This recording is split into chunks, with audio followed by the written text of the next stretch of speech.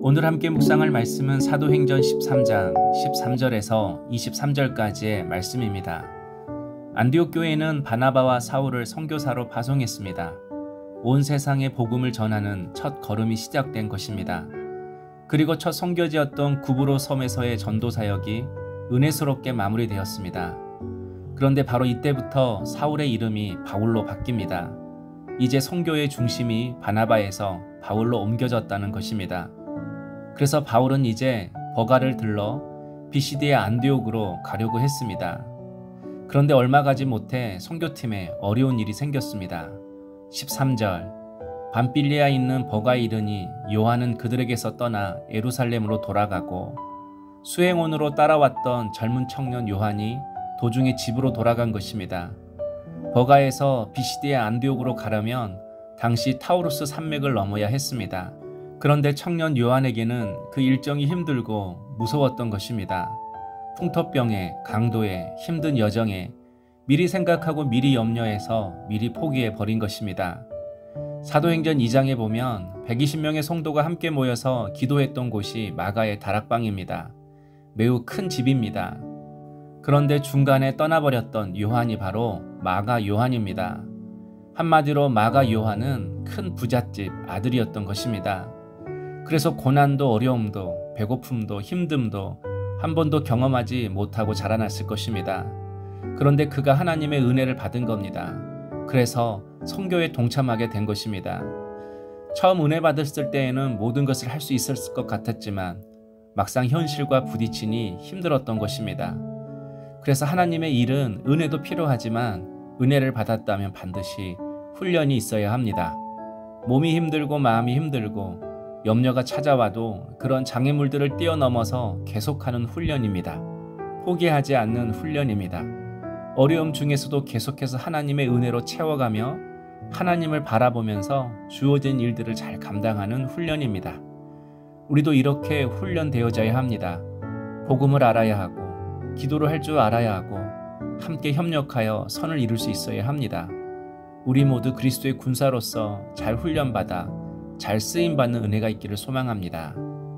마가가 자기 집에 있는 예루살렘으로 떠났지만 바나바와 바울의 선교 사역은 계속되었습니다. 14절 그들은 버가에서 더 나아가 비시디의 안디옥에 이르러 안식일에 회당에 들어가 앉으니라. 버가에서 비시디의 안디옥까지 160km를 걸었습니다. 타우루스라는 큰 산맥도 넘었습니다. 그들에게 열린 길은 꽃길이 아니었습니다. 흙길이었고 가시밭길이었습니다. 좁은 길이었습니다. 그런데 그 좁은 길을 걸어갈 때 기회가 찾아왔습니다. 바로 복음을 전할 기회가 찾아온 것입니다.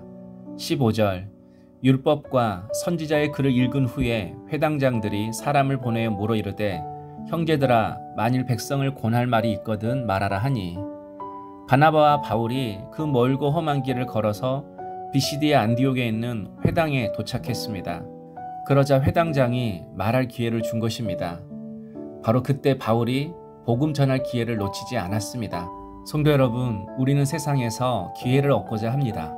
모두 꽃길을 걸을 수 있는 기회입니다.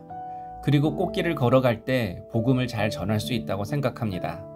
하지만 주님은 우리가 좁은 길을 걷는 중에도 복음을 전하기를 원하십니다.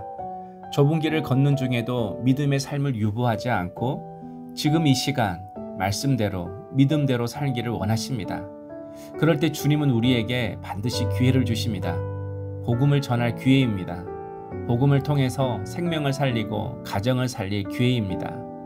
드디어 바울이 회당에서 유대인들을 향하여 복음을 전하기 시작했습니다.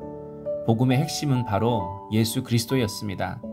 23절 하나님이 약속하신 대로 이 사람의 후손에서 이스라엘을 위하여 구주를 세우셨으니 곧 예수라. 바울은 회당에 모인 유대인들에게 이스라엘 역사에 대해 설명하기 시작했습니다. 출애굽한 일, 광야를 걸었던 일, 가나안 땅에 들어가서 나라를 세웠던 일, 그리고 다윗을 비롯하여 많은 왕들을 세웠던 일. 왜 이렇게 바울이 이스라엘 역사에 대해 말하는 것입니까? 바로 이 역사를 거쳐오는 동안 수많은 고통과 어려움들이 백성들에게 있었다는 것입니다.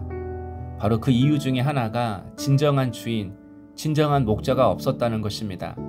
그런데 이제는 우리를 생명으로 인도할 진정한 목자, 진정한 구원자가 나타나셨다는 것입니다. 바로 그분이 예수 그리스도라는 겁니다. 성도 여러분, 우리의 인생의 역사도 한번 되돌아 보십시다. 우리도 얼마나 많이 울고 아파하고 힘들었습니까?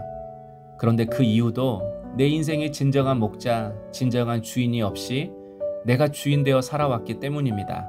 그런데 이제 우리의 주인이 나타나셨습니다. 바로 그분이 예수님이십니다. 오늘 하루도 예수님을 목자 삼고 살아가는 주의 은혜가 있기를 원합니다. 그리고 추석 연휴 기간 온 가족이 모여 있다면 예수가 우리의 참 목자 되신다고 증거하는 우리 물대동산의 모든 성도님 될 수 있기를 소망합니다. 적용 질문입니다. 나는 지금 예수님의 제자로서 잘 훈련되어지고 있습니까? 가르치든지 배우든지 둘 중 하나는 하고 있습니까? 기도하겠습니다. 주님, 예상치 못한 어려움과 변화에도 낙심하지 말고 사명 따라 말씀 따라 주님께 더 한 걸음 나아가게 하옵소서. 내 생각을 내려놓고 상대의 입장을 고려하여 복음을 전할 수 있는 지혜를 주옵소서. 저희의 인생의 목적과 방향이 오직 예수께 맞추어지게 하옵소서. 예수님의 이름으로 기도하옵나이다. 아멘.